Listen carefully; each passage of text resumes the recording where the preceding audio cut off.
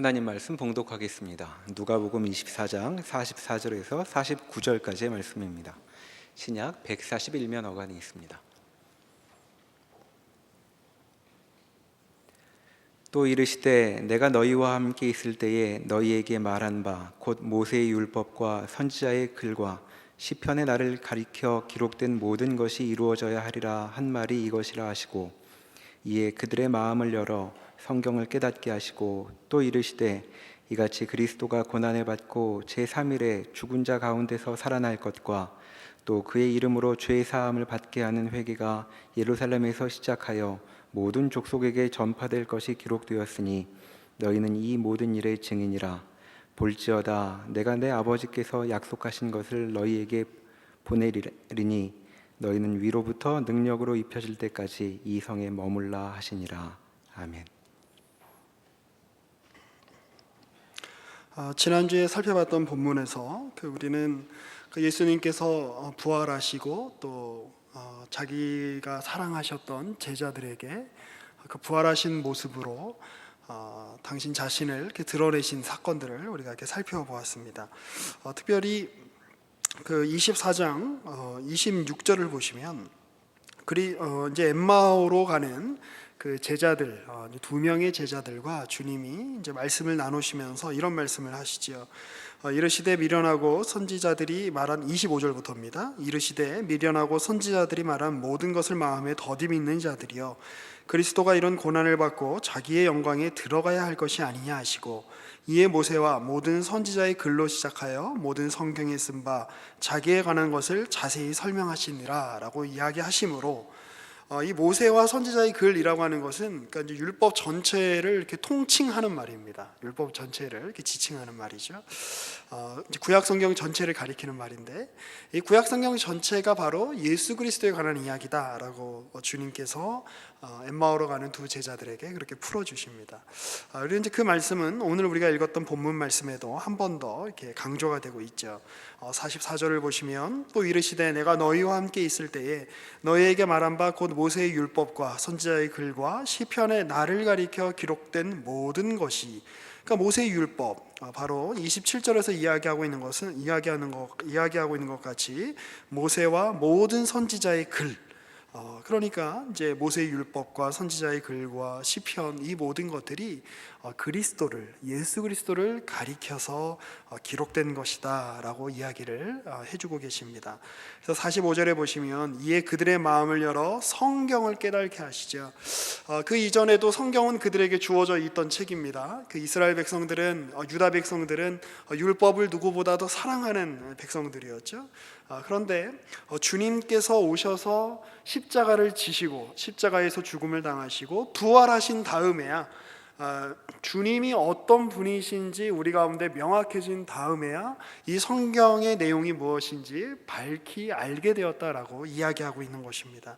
자, 그래서 이 성경의 내용의 핵심은 무엇인가?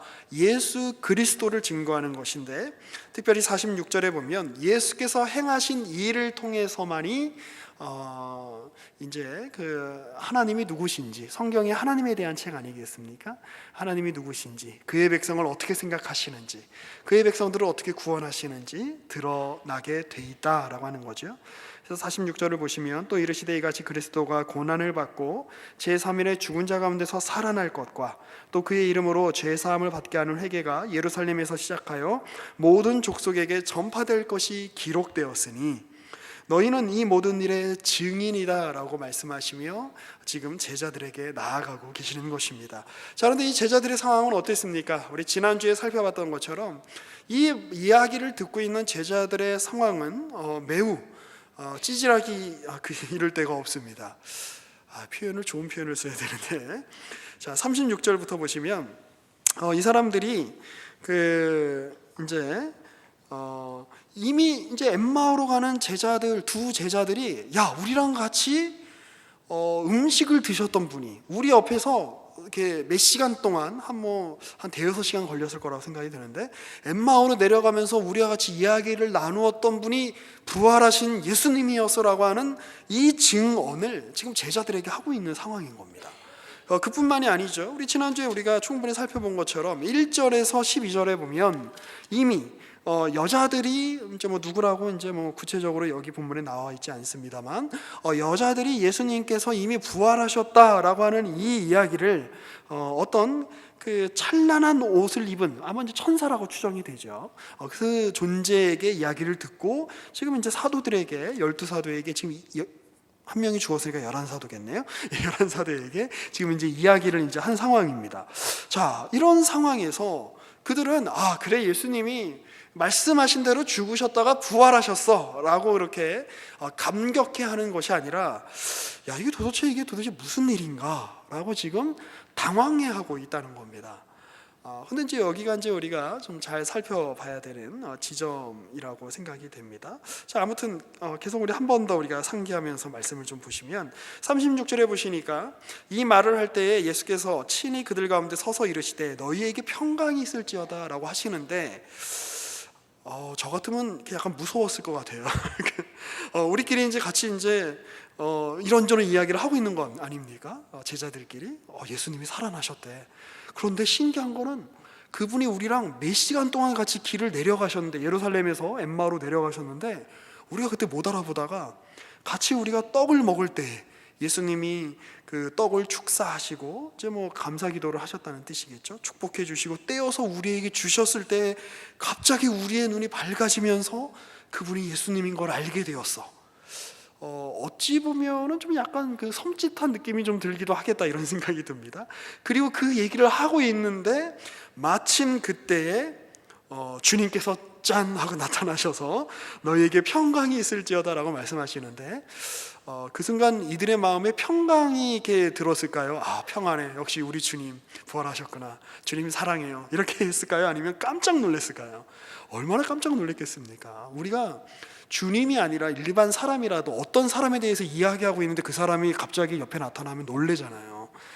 좋은 이야기든 나쁜 이야기든 어떻게 지금 이 이야기를 하고 있는데 네가 딱 올 수 있어. 자, 그런데 지금 예수님에 대한 이야기를 하고 있는데 주님이 갑자기 나타나셔서 너희에게 평강이 있을지어다 라고 이야기하는 겁니다. 그래서 그들은 생각하기를 이거 살아계신 예수님이 아니라 영이 아니신가, 유령이 아니신가 라고 이제 생각을 했던 것 같아요. 물론 이제 영이라는 말과 유령이란 말은 좀 구분을 해서 써야 될 것 같긴 합니다만, 그래서 이제 주님이 말씀하시죠. 왜 이렇게 날 의심하느냐? 그리고 내 손과 내 발을 만져봐라. 나를 봐라, 나를 만져라. 영은 살과 뼈가 없으되 너는 너희 보는 바와 같이 나는 있느니라 라고 주님이 말씀하시죠. 이 말씀을 하시고 손과 발을 보이시나 그들이 너무 기쁨으로 아직도 믿지 못하는 겁니다. 그리고 놀랍게 여길 때 되게 흥미로운 장면이 이제 하나 있죠. 여기 무슨 먹을 게 하나 있느냐 라고 이제 물어보시죠.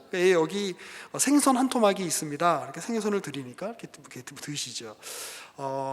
이제 한편으로는 제자들에게 내가 유령이 아니다, 내가 영이 아니다, 내가 지금 육신으로 부활한 것이 분명하다를 보여주기 위해서 지금 이제 생선을 들고 계시는 거죠. 예수님께서는 생선을 드시지 않아도 충분히 생명을 유지하실 수 있는 분이시죠. 이미 부활하셨기 때문에. 그러나 이제 제자들이 이제 지금 자기 눈앞에 있는 예수님이 살아계신 분이다라고 하는 그 사실을 이제 확실히 깨달을 수 있도록 친히 그 앞에서 같이 식사를 나누고 계시는 겁니다. 그런데 재미있는 것은 엠마오로 가는 두 제자도 예수님이 누구신지를 알아봤을 때가 언제였습니까? 식사를 할 때였어요. 같이 식사를 할 때. 그러면 곰곰이 생각해 보면 이 복음서에는 먹는 이야기가 굉장히 많이 나옵니다. 예수님의 첫 사역은 첫 기적은 가나의 혼인 잔치에서 물을 포도주로 만드는 사건이셨죠. 그리고 대표적으로 우리가 잘 아는 예수님의 기적 중에 하나가 오병이어의 기적이라는 것이 있죠. 그리고 그 오병이어의 기적에서도 지금 여기 이제 누가복음 24장에서 이야기하고 있는 예수님께서 그 떡을 가져다가 축사하시고 떼어서 그들에게 나누어 주시는 그 일들이 그렇게 벌어지고 있습니다. 자, 보통 이제 떡을 이렇게 떼어주고 이렇게 나눠주는 일은 초청한 사람이 합니까? 아니면 초청 받은 사람이 합니까? 그래서 초청한 사람이 하는 거죠. 제가 이제 주인이에요. 내가 이제 호스트가 돼서 이제 손님을 이렇게 불러서 제가 이렇게 떡을 이렇게 드리겠습니다 그러는데, 사실은 지금 엠마오로 가는 두 제자와 예수님과의 관계에서 이렇게 보면, 인간적인 관계를 보면 지금 29절에 보세요. 29절에 그들이 강권하여 이르되 우리가 함께 유하사이다. 때가 저물어가고 날이 이미 기울었나이다 하니 이에 그들과 함께 유하로 들어가시니라. 지금 제자들이 예수님을 억지로 지금 강권해서 우리랑 같이 함께 지내다가 가시죠 라고 초청한 겁니다. 자, 그러면 제자들이 떡을 떼어줘야 맞습니까? 아니면 예수님이 떡을 떼어줘야 맞습니까? 제자들이 떡을 떼어줘야 맞죠. 그런데 예수님이 주도권을 가져가시죠. 예수님이 축사하시고 떡을 떼어서 그들에게 나누어 주실 때 그들의 눈이 밝아지는 겁니다.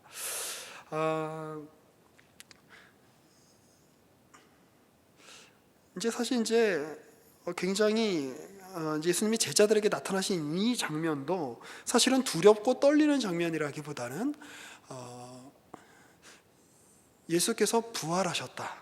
그런데 그 예수의 부활이 예수께서 오셔서 이루신 사역의 실체가 어떤 추상적이거나 어떤 관념적인 일이 아니라 실제 우리가 살고 있는 우리의 생명을, 우리의 삶을 가능하게 만드는 육체적인 조건을 깨지 않으시고 예수의 사역이, 하나님의 그 초월이 우리의 현실에 접붙임을 당했다라고 하는 것이 드러난 사건이 부활입니다. 우리가 그 죄의 싹슨 사망이라고 이제 성경에서 이야기하고 있는데, 죽음이라고 하는 것은 무엇이냐면 하나님과의 단절이죠. 하나님이 계시지 않은 곳, 하나님이 너희가 죄로 인하여 너희 마음에 하나님 두기를 싫어하니 그 하나님 두기를 싫어한 상태로 내버려 두시는 그 상태의 극한이 죽음이고 스올이고 음부인 겁니다. 그런데 주님께서 그 죽음의 자리까지 찾아 들어가셔서 이제 우리 박영선 목사님 표현으로 따지면 사망의 사망을 선포하시고, 사실 이건 박 목사님뿐만 아니라 다른 신학자들도 많이 했던 표현이에요. 사망이, 너 죽음아, 너는 이제 죽었다라고 선포하시고, 그 하나님의 부재의 자리도 임재의 자리로 바꿔내시는 사건이 바로 십자가와 부활 사건인 것이죠. 그리고 거기서 드러나게 되는 것은 무엇입니까? 인간이 죽는 이유가 무엇이죠?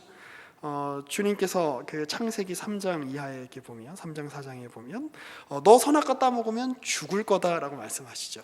하나님의 명령을 거부하여 그가 하나님의 말씀 안에 거하는 것이 아니라 죄 안에 거하고 있기 때문에 드러난 현상이 죽음입니다. 그러면 예수님께서는 죽으셨다가 그 사망이, 그 죽음이 예수님을 이렇게 붙잡아두고 이렇게 먹은 것 같고 삼키는 것 같지만, 그 예수님께서 사망의 권세에 붙잡히지 않고 그걸 뚫고 부활의 열매로, 첫 열매로 나타나셨다는 것은 무엇을 의미하는 걸까요? 예수님이 죄가 없으신 분이시다라고 하는 것을 의미하는 것입니다. 그래서 그 예수와 연합되어 있는 자들, 예수께서 이 땅에 오셔서 자기 자신과 연합시키신 그 모든 존재들 또한 그들의 삶이, 죽음이 이제 하나님과의 단절, 하나님의 부재, 하나님으로부터 받는 어떤 그 죄에 대한 어떤 형벌, 그것이 아니라 우리 주님이 걸어가신 대로 부활의 영광으로 나아가는 길이다라고 보여주는 그 희망찬 사건이 바로 주님께서 그들 앞에 나타나셔서 내 손을 봐라, 내 발을 봐라, 나를 만져봐라, 나는 살과 뼈가 있지 않느냐라고 말씀하시는 겁니다. 다른 종교에서 이야기하듯이, 다른 사상에서 이야기하듯이 내가 너희에게 전하려고 하는 것은 어떤 관념이 아니다. 내가 너희에게 전하려고 하는 것은 내세나 주어지는, 내세를 담보로 하여 내세의 어떤 축복을 그 내세워서 현실을 담보 잡는, 현실의 어떤 그 억압과 현실의 어떤 부당함과 잘못됨을 눈 감고 넘어가는, 현실의 삶을 간과해버리는 그런 것이 아니다. 이미 너희의 현실이 바뀌어진 현실이 되었다. 이게 바로 부활에 있어서 아주 중요한 메시지 중에 하나죠. 그리고 그 메시지를 너희가 전하면서 살아라. 너희가 지금 나를 보지 않았느냐? 죽음을 이긴 나를 보지 않았느냐? 하나님께서 죄가 없다라고 인정해 주셔서 부활 가운데, 지금 영광 가운데 너희 앞에 있는 나를 보지 않았느냐? 그래서 이제 다른 복음서에 보면 한 40일 정도 예수님께서 부활하신 다음에 제자들과 함께 이제 계셨던 걸로 이렇게 추정이 되죠. 그리고 나서 주님께서 이제 승천하시고 이 본 것을, 이 희망을 너희 이제 모든 만 백성에게 전해라라고 하는 것이 이제 누가복음 이제 끝장의 이제 내용일 것입니다. 근데 이제 제가 지난주에 이 대목을 이제 말씀을 이렇게 들으면서 이렇게 좀 편하지가 않았어요. 왜 편하지 않았냐면 그 영화 곡성을 봤기 때문이었거든요. 이렇게 보신 분들은 다 아시겠지만 그 이제 이 구절을 굉장히 이제 그 왜곡되게 이제 사용을 하죠. 그래서 이 본문이 이제 원래 가지고 있는 의도인 부활의 영광과 그 실체성, 주님이 부활하셨다는 것의 의미가 무엇인가에 이제 우리의 초점을 맞추게 하기보다는 그런 어떤 그 영화가 제공하는 어떤 이미지, 그리고 어떤 비틀어진 어떤 그 개념, 이런 것들로 이렇게 우리의 마음을 더 이렇게 확 이렇게 이제 붙잡는 것이 있죠. 이제 그런데 이제 현혹되지 마시라고 잠깐 이제 언급을 하고 지금 제가 넘어가는 겁니다. 계속해서 이제 말씀을 좀 보시면 그 50절 말씀을 보면 예수께서 그들을 데리고 이제 베다니 앞까지 나아가십니다. 그리고 손을 들어 그들에게 축복하시는데 축복하실 때 그들을 떠나 하늘로 올려지시니 그들이 그에게 경배하고 큰 기쁨으로 예루살렘에 돌아가 늘 성전에서 하나님을 찬송하게 되는 일들이 이제 벌어지게 되죠. 이 일들은 이제 그 사도행전 1장 이제 상반부에 이제 자세하게 이제 묘사가 되어 있습니다. 자, 그리고 이 일들은 지금 이제 앞에 부분에 어떤 내용들과 약간 이제 연관되어 있는 것처럼 보이는데요. 우리 누가복음 19장 28절을 한번 보시겠습니다. 누가복음 19장 28절을 보시면 예수께서 이 말씀을 하시고 예루살렘을 향하여 앞서서 가시더라. 아직 이제 예수님께서 예루살렘에 들어가시기 전입니다. 갈람원이라고 하는 불리는 산 쪽에 있는 벳바게와 베다니에 가까이 가셨을 때에 제자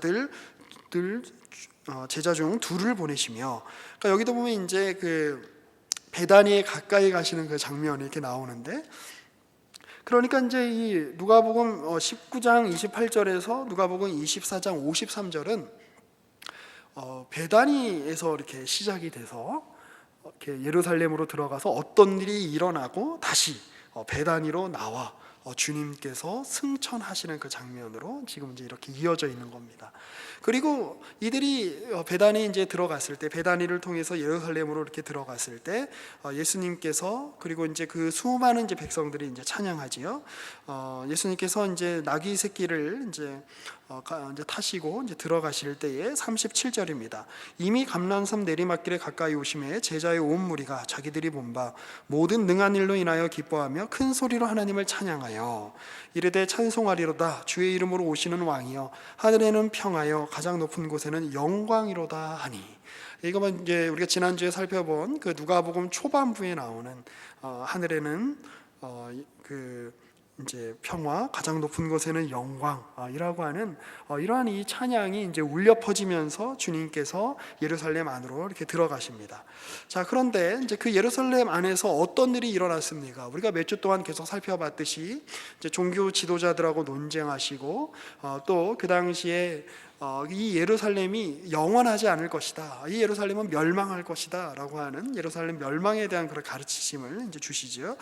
그리고 이제 대제사장들과 서기관들이 예수를 무슨 방도로 죽일까 이제 고민하다가 이제 예수를 이제 그 여러 가지 이제 제목으로 이제 묶어가지고 이제 빌라도에게 넘겨 또 이제 예수가 이제 십자가에 못 박히게 만드는 그런 일에 예수님께서 내어 던짐을 이렇게 당하시죠.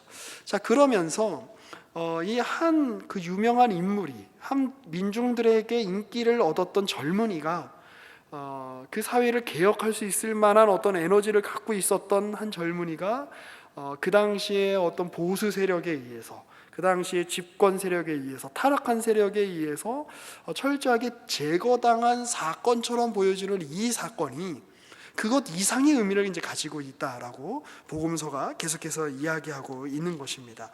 특별히 이제 우리가 그 앞에 베다니에서 이제 들어가시면서 이제 찬송과 찬양을 받으시는 장면과 또 하나님을 찬양하는 장면과 누가복음 24장 맨 끝 부분에서 이제 베다니로 이제 향해 가시고 거기서 이제 하나님을 찬양하는 이 장면들 안에 달라진 점이 하나 있습니다.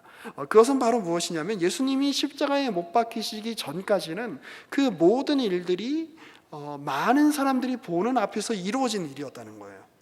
모든 이들이 예수께서 예루살렘에 입성하시는 것을 다 보았습니다. 그리고 많은 사람들이 바라바를 놓아주랴 예수를 놓아주랴 라고 하는 이 빌라도의 이 제안 앞에 서 있었습니다. 그리고 많은 이들이 예수님께서 이제 골고다로 십자가를 지시고 또 중간에 구레네 사람 시몬이라고 하는 이가 대신 지고 이렇게 걸어가는 그 장면들을 많은 사람이 보았을 겁니다. 또 많은 이들이 예수께서 십자가에 못 박혀 죽으신 장면들을 그들은 이제 보았을 겁니다. 자, 그런데 놀라운 것은 예수님의 이 부활 사건은 모든 이들에게 다 드러난 사건이 아니고 몇몇 이들에게만 보여진 사건이었다라고 하는 것입니다. 그 왜 그랬을까요? 만약에 제가 이 일을 기획한 사람이라면 주님께서 기획하신 일을 어떻게 제가 기획했다고 말하겠습니까? 그냥 가정적으로 이야기하는 겁니다. 많은 사람이 보는 앞에서 예수께서 부활하셨다면 훨씬 더 효과가 극적이지 않았겠습니까? 예수님의 그 옆구리에 피가 다 쏟아졌을 때 사람들이 다 죽었구나라고 생각했을 때 그때 예수님이 갑자기 십자가에서 눈을 번쩍 뜨시고 못을 친히 뽑으시고 딱 걸어 내려오신다면 얼마나 많은 이들이 저분은 정말 하나님이신가 보다 라고 생각을 했겠습니까? 그런데 주님께서는 그런 방식을 취하지 않으셨다라고 하는 겁니다. 그런데 이제 누가복음에 나오는 그 아주 이제 그 독특한 이제 그 장면이 이제 하나 있는데 이 누가복음에는 그 여자들이 이제 나옵니다. 그래서 그 24장 1절에도 보면 안식 후 첫날 새벽에 이 여자들이 그 준비한 향품을 갖고 무덤에 갔다라고 이제 이야기를 하고 있죠. 그러니까 예수님의 이 부활 사건을 처음으로 목도한 사람들이 어떤 힘 있는 관원이나 그 당시에 예수님의 어떤 그 칭찬을 받았던 제자들이 아니라 굉장히 이름 없는 여인들이었다라고 하는 것을 이제 기억하실 이제 필요가 있습니다. 또 그 23장 27절을 보시면 또 백성과 그를 위하여 가슴을 치며 슬피 우는 여자의 큰 무리가 따라오고 있죠. 그런데 예수님께서 돌이켜서 그들을 향하여, 이거 지금 이제 누가복음에만 기록된 사건입니다. 그들을 향하여 이르시되 예루살렘의 딸들아 나를 위하여 울지 말고 너희와 너희 자녀를 위하여 울라. 보라 날이 이르면 사람이 말하기를 잉태하지 못하는 이와 해산하지 못한 배와 먹이지 못한 젖이 복이 있다 하리라. 이때에 사람이 산들을 대하여 우리 위에 무너지리라 하며 작은 산들을 대하여 우리를 덮으라 하리라. 푸른 나무에도 이같이 하거든 마른 나무에는 어떻게 되리요 하시니라. 이러면서 이 여자들에게 무리들에게 여자 무리들에게 특별한 이제 종말에 관한 말씀을 이렇게 전해주고 계시는 것들을 이렇게 볼 수가 있습니다. 그리고 그 주님은 이제 돌아가시지요. 그런데 이제 주님이 돌아가셨을 때 이제 어떤 일이 일어나는가? 44절을 보시면 때가 제6시쯤 되어 해가 빛을 잃고 온 땅에 어두움이 임하여 제9시까지 계속하며 그 성소의 휘장의 한가운데가 찢어지더라. 예수께서 큰 소리로 불러 이르시되 아버지 내 영혼을 아버지 손에 부탁하나이다 하고 이 말씀을 하신 후 숨지니라. 그래서 이 누가복음의 이 저자는 그리고 다른 이 복음서의 저자들도 예수님께서 십자가에서 운명하신 이 사건, 이것이 바로 예수 생애에 있어서 아주 큰 절정이라고 그렇게 묘사하고 있는 것처럼 그렇게 생각이 됩니다. 이제 우리가 이제 드라마나 이렇게 영화를 이렇게 보면 몇 번 말씀을 드렸듯이 어떤 이제 배경 설명을 위해서는 시간이 이렇게 굉장히 압축해서 이렇게 빨리빨리 지나가는 경우가 있죠. 그래서 이제 좀 게으르다고 표현하는 게 맞을까요? 그 게으른 감독이나 PD들은 그냥 바로 자막으로 딱 하잖아요. 몇 년 후. 그래서 그리고 갑자기 상황이 바뀐 것들을 이렇게 보여주죠. 뭐 물론 이제 성경도 이제 아주 크게 이제 이렇게 시간을 뭐 심지어 뭐 몇십 년 단위로 혹은 몇백 년 단위로 그냥 확 지나갈 때도 있잖아요. 예를 들어 창세기에서 출애굽기의 그 간격은 한 430년이 그냥 한 장 사이에 훅 지나가는 거 아닙니까? 자, 그런데 어느 복음서나 시간을 길게 들여서 묘사하고 있는 장면이 있습니다. 그건 바로 예수님께서 죽으시는 장면이죠. 예수님께서 어떻게 해서 예루살렘에 들어가셨는지, 예루살렘에서 무슨 말씀을 하셨는지, 어떻게 배신을 당하셨는지, 그리고 어떻게 형벌을 받으셨는지, 어떻게 십자가를 지셨는지, 어떻게 돌아가셨는지 굉장히 상세하게 묘사하고 있습니다. 이 예수의 죽음을 상세하게 묘사하는 것을 통해서 이 복음서는, 누가복음은 이제 우리에게 이렇게 보여주고 있는 것이죠. 이 일이야말로 성경 전체에서 하나님께서 이 일을 이루시려고 준비하시고 계획하셨으며, 또 이 일이 일어난 그 수많은 그 증인들, 뭐 바울이라든지 이제 신약에 나오는 그 수많은 그 일들, 요한계시록에 이르기까지 그 일어난 일들이 이 일을 중심으로 해서 벌어지는 일이다라고 우리가 충분히 그렇게 생각할 여지를 이렇게 우리에게 이제 주고 있는 것입니다. 그럼 이 일이 왜 중요했던 것인가? 우리가 잘 알고 있는 것처럼 예수의 죽으심은 단지 한 젊은이의 죽음이 아니라, 한 젊은 사회활동가의 죽음이 아니라, 어떤 한 유능한 종교 천재의 죽음이 아니라, 이 예수의 죽음은 대제사장이신 예수께서 스스로 대속물이 되어서 하나님 앞에 나아간 죽음이었기 때문에 의미가 있다라고 그 히브리서에는 이제 그렇게 이야기를 하고 있는 겁니다. 그럼 왜 그런 죽음이 필요했는가? 오늘 우리가 방금 읽었던 누가복음 23장 45절에 보면 성소의 휘장이 한가운데가 찢어졌다라고 이제 그렇게 표현하고 있죠. 바로 하나님과 인간 사이를 구별하고 있는, 하나님 절대로 인간은 하나님의 형상대로 지음을 받았기 때문에 하나님만이 채워주실 수 있는 그 하나님의 자리가 있죠. 그런데 그 자리가 죄로 말미암아 하나님의 형상, 하나님만이 채우실 수 있는 그 온전한 모습이 훼손되었기 때문에 채울 수가 없는 것이죠. 그러니까 이제 이게 인간의 이제 딜레마죠. 하나님이 오셔야만 채울 수 있는 것이 인간의 기본적인 창조된 조건인데, 인간은 절대 하나님 앞에 나아갈 수 없게끔 지금 죄가 인간을 붙들고 있는 이 상황.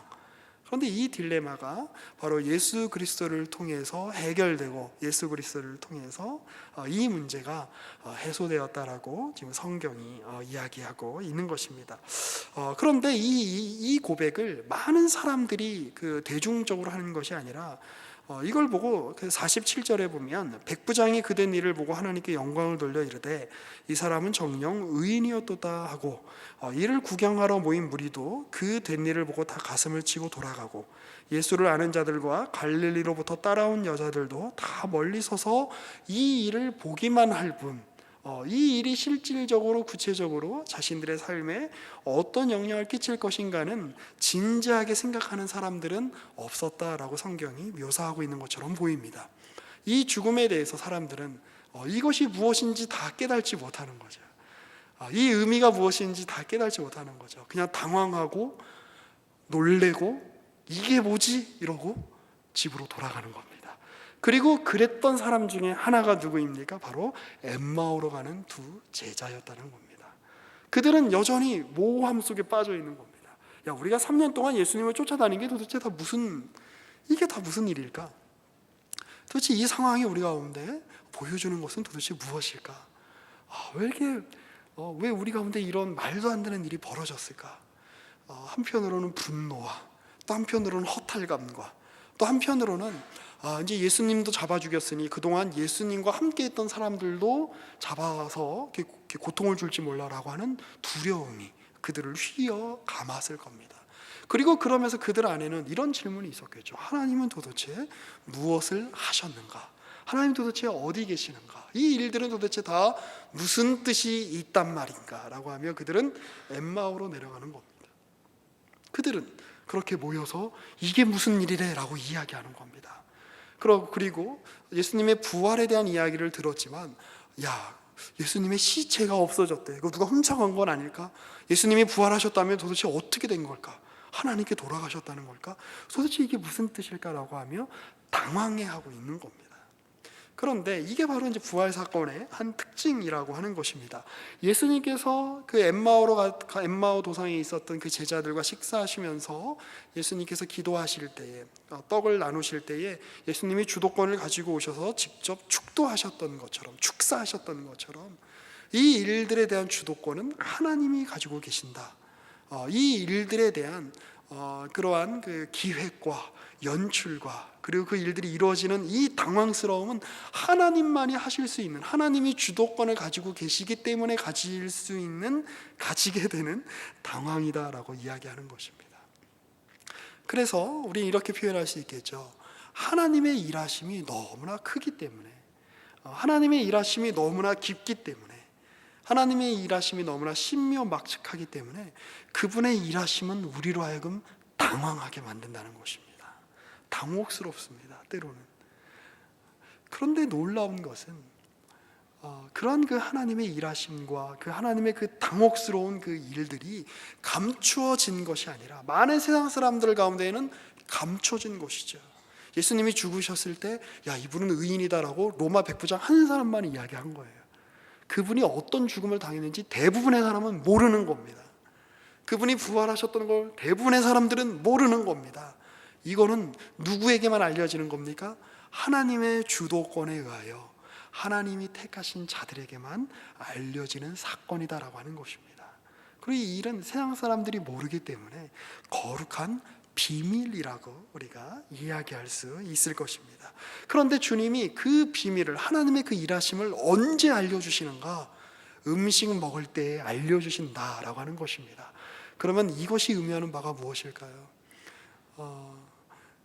우리가 그 예배 때나 설교 들을 때는 하나님의 뜻을 알 수 없다가 끝나고 식당에 가서 밥을 먹을 때 하나님이 이것이 바로 주님의 뜻이군요 라고 그때만 알려주시겠다는 뜻일까요? 주님이 너무나 먹는 걸 좋아하셔서 그렇게만 은혜의 수단을 그렇게만 이렇게 발휘하기로 그렇게 작정하셨다는 뜻일까요? 그렇지 않죠. 음식을 먹는다는 것은 매우 일상적인 행위라는 뜻입니다. 우리가 호흡을 가지고 있는 한, 하나님께 창조되어 피조물로서 우리의 생을 살아가는, 죽음을 우리가 맞이하는 그 순간 전까지 우리가 해야만 할 수밖에 없는 행위가 있는데 그건 바로 먹는 것입니다. 여러분 중에 지난주에 음식을 한 끼도 안 먹고 이 자리에 오신 분은 없을 거 아니에요, 그렇죠? 그러면 음식을 먹을 때에 예수님께서 야 봐라, 이거 내 살이다, 이거 내 손이다, 내 발이다, 나 살아있는 존재다, 나 너희처럼 육체를 가지고 있다 라고 말씀하시며 함께 식사를 하셨을 때 그들의 눈이 밝아졌다는 건 무슨 뜻일까요? 주님께서 우리 가운데 부활의 영광을 알려주기를 원하시는데 왜 엠마오로 가는 제자들에게 처음부터 빠밤하고 나타나셔서 막 부활의 영광 가운데 나타나셔서 손에서 막 불도 막 쏘시고 막 왜 이렇게 안 하셨을까요? 그들의 일상을, 그들의 육체의 조건을, 그들의 삶의 현실을 존중하셨기 때문에 그런 것입니다. 그래서 우리 하나님이 부활의 하나님이시다라고 하는 사실을 기억하시기 전에 우리가 현재 존재하고 있는 이 시간과 공간과 조건들을 창조하신 창조의 하나님이시라는 사실을 우리가 먼저 기억해야 할 필요가 있습니다.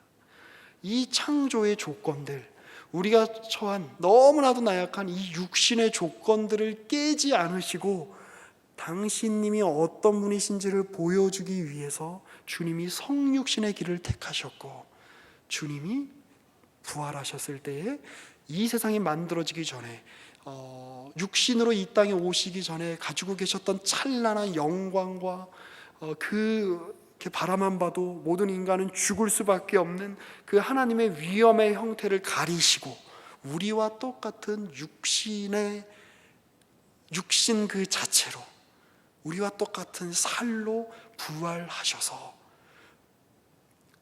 나는 너희에게 나 자신을 알려주기 원하는 하나님이다라고 주님이 우리 가운데 그렇게 말씀하고 계시는 것입니다. 주님이 그 자체로 그냥 말씀하신다면 우리 모든 연약한 육체들은 그 앞에서 깨지고 말 것입니다. 죽고 말 것입니다. 사라지고 말 것입니다. 그러나 주님이 이러한 방법을 취하셨기에 우리는 그 주님의 음성을 들을 수 있고 주님이 부활하셨다는 것이 어떤 의미인지를 얘기를 들을 수 있는 겁니다. 그리고 주님이 24장 마지막 부분에서 이야기하고 계시는 것처럼 다시 한번 이야기하실까요? 그 24장 48절입니다. 너희는 이 모든 일의 증인이라. 볼지어다 내가 내 아버지께서 약속하신 것을 너희에게 보내리니 너희는 위로부터 능력으로 입혀질 때까지 이 성에 머물라. 너희의 육신의 한계는 내가 가지고 있었던 육신의 한계와 똑같다. 그런데 내가 너희를 위하여 너희와 똑같은 육신의 조건 가운데 와서 너희 옆에서 하나님이 어떤 분이신지를 알려준 것처럼 이제 너희도 다른 육체 옆으로 가서 다른 몸을 지닌 사람들 옆으로 가서 그들과 함께 똑같은 그 몸의 조건 속에 살며 그들과 함께 거하며 너희가 본 것을 증거해라 라고 말씀하고 계시는 것입니다. 여기에는 어떤 그 신앙의 엘리트주의라고 하는 것을 찾아볼 수 없는 거죠. 주님은 수제자였으니까 베드로야 이제 내가 너한테 놀라운 능력을 줄게. 네가 이제 눈빛으로 한번 딱 째려보기만 하면 로마 황제라고 할지라도 거꾸로 지고 말 거야. 네가 한번 손을 들어서 탁 이렇게 바람을 이렇게 손을 들어서 딱 이렇게 손을 피면 로마 군대가 몇만 명이든 네 앞에서 싹 쓰러지게 만들 거야. 그런 능력을 주시지 않았습니다. 여전히 부활한 예수를 본 사람들은 저와 여러분과 똑같은 육신의 한계 속에 있는 사람들입니다. 부활하신 주님을 보았다고 해서 그들에게 무슨 신령한 능력이 더해지지 않습니다. 육체적 조건을 초월할 만한 어떤 능력이 그들에게 주어지지 않습니다. 여전히 그들은 오히려 예수께서 십자가에 못 박히시는 과정 가운데 나아가신 그 장면처럼 그들은 채찍질 당하고 그들은 가시관을 쓰는 고통을 당하게 될 것입니다. 그들은 굶주리게 될 것입니다. 그들은 배신당하게 될 것입니다. 그들은 연약한 육신의 한계 속에서 이렇게 인생을 사는 것이 무슨 의미가 있습니까? 라고 되물을 수밖에 없는 인간의 현실 그 속에 여전히 있게 될 것입니다. 그러나 그들은 부활하신 주님의 영광을 본 사람들로서 옆에 있는 자들에게 증언할 수 있게 되었습니다. 그 주님께서, 부활하신 주님께서 당신의 부활을 증언하는 방식으로 그렇게 우리 인간의 연약함을 들어 사용하신다는 것을 우리가 기억했으면 좋겠습니다. 전에 한번 말씀드렸듯이 창세전부터 삼위 하나님께서 거룩한 도모에 의하여 인간을 구원하기로 작정하신 그 일이 예수님 때에 일어나는 거죠. 단 한 번. 오직 예수는 나사렛 예수 단 한 분밖에 안 계십니다. 그리스도는 갈릴리에서 자라신 그리고 십자가에 못 박히신 2000년 전에 로마 병정에 의하여 십자가에 못 박히신 그분 한 분밖에 안 계십니다. 그런데 태초전부터 하나님께서 기획하신 그 구원자의 현실이 어떻습니까? 배신당하는 겁니다. 육신의 한계 속에 거하는 겁니다. 자기 백성들한테 와가지고 십자가에 못 박힘을 당하는 겁니다. 그런데 그게 신의 길이다. 그게 신적 최선의 길이다 라고 성경이 이야기하고 있습니다. 그리고 십자가가 있습니다. 그리고 십자가 이후에도 부활하신 주님께서 다른 어떤 형상으로 오시는 것이 아니라 그 인간의 형성을 여전히 취하심으로, 죽임당하신 그 형상을 여전히 취하심으로 주님께서 받으신 그 수치의 자국, 바로 손목에 있는, 손에 있는 그 못자국, 발에 있는 못자국, 옆구리에 있는 창자국을 그대로 유지하심으로 말미암아 봐라, 내 몸을 봐라, 내가 사람들에게 창에 찔린 것을 봐라, 내가 사람들에게 못에 박힌 것을 봐라, 나는 부활했지만 내가 이 형상을 언제든 바꿀 수 있지만 너희 앞에 못 박힌 자로, 너희 앞에 지옥당한 자로, 너희 앞에 죽임을 당한 자로 이렇게 서 있노라 라고 주님이 말씀하고 계시는 것입니다. 그리고 그러한 그 주님의 모습은 영광스러운 모습이라고 성경이 이야기하고 있는 것입니다. 그러니 오늘 우리의 삶에서 그 주님의 발자취를 쫓는 그 주님의 제자로서 살아가는 우리의 인생 가운데 오늘 우리가 겪게 되는 우리 발의 상처와 우리 손의 상처와 우리 옆구리의 창자국과 우리의 심장을 찌르는 그 모든 일들이 부활하신 주님께서 여전히 쥐고 계시는, 여전히 가지고 계시는, 여전히 획득하고 계시는 그 육체성의 연장이라고 하는 것을 우리가 기억할 필요가 있습니다. 이 대목에서 요한계시록 말씀을 우리가 좀 살펴봤으면 좋겠는데요. 요한계시록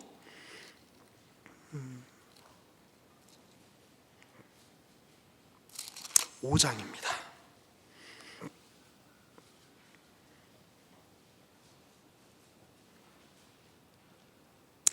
요한계시록은 이제 사도 요한의 반모섬에라고 하는 곳에 유배되었을 때, 그리고 교회가 많은 환난과 핍박 가운데 있을 때에 주님의 날에 사도 요한이 보았던 환상을 그 당시에 7교회, 라오디게아 교회라든지 에베소 교회라든지 서머나 교회 같은 7교회에 보냈던 편지가 바로 요한계시록입니다. 이 요한계시록에 이제 보면 5장 1절을 보시면 내가 보매 보좌에 앉으신 이의 오른손에 두루마리가 있으니, 이 두루마리라고 하는 것은 이제 모든 그 심판이 이루어지는, 인간의 역사가 이제 심판이 일어나고 완성이 되어지는 하나님의 손 안에 있는 두루마리입니다. 근데 이 두루마리를 능히 펼 사람이 없는 거예요. 이 두루마리를 쫙 펴야 그 안에 있는 일들이 일어나고 우리 모든 성도가 갈망하는 어떤 참된 어떤 종말이 이루어질 텐데, 그래서 성도의 고난도 끝이 날 텐데 이 두루마리를 펼 사람이 없는 겁니다. 그래서 그가 울고 있는데 하늘에서 소리가 납니다. 5절 장로 중에 한 사람이 내게 말하되 울지 말라, 유다 지파의 사자 다윗의 뿌리가 이겼으니 그 두루마리와 그 7인을 떼시리라. 유다 지파의 사자는 누구를 의미하는 것입니까? 여기서 사자는 라이온이죠. 사자. 바로 우리 주 예수 그리스도를 의미하는 거죠. 주님은 사자로 지칭을 받는 영광스러운 그 모습을 가지고 계시는 분이십니다. 자, 그런데 6절에 보시면 이 사자가 어린 양으로 변화됩니다. 6절입니다. 내가 또 보니 보좌와 네 생물과 장로들 사이에 한 어린 양이 서 있는데, 이것은 바로 앞에서 이야기한 유다 지파의 사자를 이야기하는 거죠. 그러니까 예수님은 유다 지파의 사자 같은 면모도 있으시지만 어떤 면모도 있는 겁니까? 어린 양 같은 면모가 있으신데, 이분은 어떤 형상으로 있는 거예요? 일찍이 죽임을 당한 것 같더라. 주님께서 지금 세상을 심판하시고 세상을 종결하시는, 세상의 역사를 완성하시는 영광의 주요 심판자의 모습이 바로 요한계시록에 그리고 있는 예수 그리스도의 모습인데, 그 주님은 여전히 어떤 모습을 취하고 계시는가? 죽임을 당한 것 같은 어린 양의 모습을 취하고 계신다라고 하는 것입니다. 그래서 주님께는 십자가의 죽임을 당하신 이 사건이 수치와 치욕이 아니요, 주님께는 십자가에서 죽임을 당하신 사건이 패배의 사건이 아니요, 하나님께 영광을 돌리는 사건이요, 주님께서 스스로 자랑스럽게 생각하시는 사건이요, 주님이 주권자로서 당신 자신을 계시하실 때조차 드러내시는 한 모습이 바로 죽임을 당하신 어린 양이라고 하는 것입니다. 제가 왜 이걸 이렇게 강조할까요? 우리 고린도후서 4장으로 넘어가 보겠습니다. 우리는 그래서 그 부활을 본 사람으로서의 어떤 비밀을 간직한 사람이라는 겁니다. 7절입니다.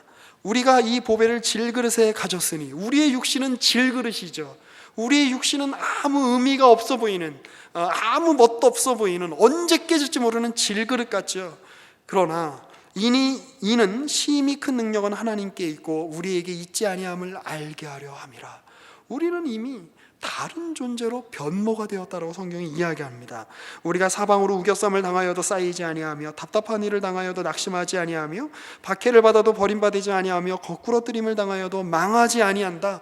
우리가 잘 참으면, 우리가 지금 있는 일들을 잘 견디면 언젠간 좋은 일이 일어날 거예요. 그런 일이 아닙니다. 우리는 사망 속에, 거꾸러뜨림 속에, 우겨쌈 속에, 답답한 일 속에, 우리는 그 속에서 우리의 생을 마감할 수도 있겠습니다. 박해받는 중에 우리의 인생이 끝날 수도 있습니다. 그런데 그것 자체가 하나님의 영광이라는 겁니다. 10절입니다. 우리가 항상 예수의 죽음을 몸에 짊어짐은 예수의 생명이 또한 우리 몸에 나타나게 하려 함이라. 우리 살아있는 자가 항상 예수를 위하여 죽음에 넘겨지면 예수의 생명이 또한 우리 죽을 육체에 나타나게 하려 함이라. 그런즉 사망은 우리 안에 역사하고 생명은 너희 안에서 역사하느니라. 기록된 바 내가 믿었으므로 말하였다 한 것 같이 우리가 같은 믿음의 마음을 가졌으니 우리도 믿었으므로 또한 말하노라. 주 예수를 다시 살리시니가 예수와 함께 우리도 다시 살리사 너희와 함께 그 앞에 서게 하실 줄을 아노라. 우리는 이렇게 세상 사람들과는 구별된 다른 지식을 소유한 그런 존재가 되어졌다라고 하는 것입니다. 그래서 16절로 바울의 이야기는 이어집니다. 그러므로 우리가 낙심하지 아니하노니 우리의 겉사람은 낡아지나 우리의 속사람은 날로 새로워지도다. 우리가 잠시 받는 환난에 경한 것이 지극히 크고 영원한 영광에 중한 것을 우리에게 이루게 함이니 우리가 주목하는 것은 보이는 것이 아니요 보이지 않는 것이니 보이는 것은 잠깐이요 보이지 않는 것은 영원함이라. 이제 우리는 영원한 생명을 보장을 받은 자로서 그렇게 살아갈 수 있게 되었다라고 이야기합니다. 자, 그런데 그러한 삶은 구체적으로 무엇이 펼쳐지는 삶일까요? 6장에서는 이렇게 이야기합니다. 3절입니다. 6장 3절. 우리가 이 직분이 비방을 받지 않게 하려고 무엇이든지 아무에게도 거리끼지 않게 하고 오직 모든 일에 하나님의 일꾼으로 자천하여 많이 견디는 것과 환난과 궁핍과 고난과 매맞음과 갇힘과 난동과 수고로움과 자지 못함과 먹지 못함 가운데에서도 깨끗함과 지식과 오래 참음과 자비함과 성령의 감화와 거짓이 없는 사랑과 진리의 말씀과 하나님의 능력으로 의의 무기를 좌우에 가지고 영광과 욕됨으로 그러했으며 악한 이름과 아름다운 이름으로 그러했느니라. 우리는 속이는 자 같으나 유명한 자요 우리는 속이는 자 같으나 참되고 무명한 자 같으나 유명한 자요 죽은 자 같으나 보라 우리가 살아있고 징계를 받는 자 같으나 죽임을 당하지 아니하고 근심하는 자 같으나 항상 기뻐하고 가난한 자 같으나 많은 사람을 부유하게 하고 아무것도 없는 자 같으나 모든 것을 가진 자로다라고 우리의 정체성에 대해서 비록 이 사도 바울은 자기 자신이 사도권을 지금 유지하고 그걸 가지고 사도된 정체성을 가지고 살아가는 일에 대한 이야기를 하고 있습니다만 우리 모든 부활의 사건을 증언하며 사는 부활의 사건을 예수께서 부활하셨다는 것을 우리가 믿으며 사는 모든 주의 백성들에게 주시는 하나님의 말씀일 것입니다. 9절을 다시 한번 보시면 우리는 살아있고 징계를 받은 자 같으나 죽임을 당하지 않는 자다. 죽은 자 같지만 우리는 살아있는 자다. 아무것도 없는 자 같지만 우리는 모든 것을 가진 자로다라고 우리의 정체성이 바뀌었다라고 성경이 이야기하고 있는 것입니다.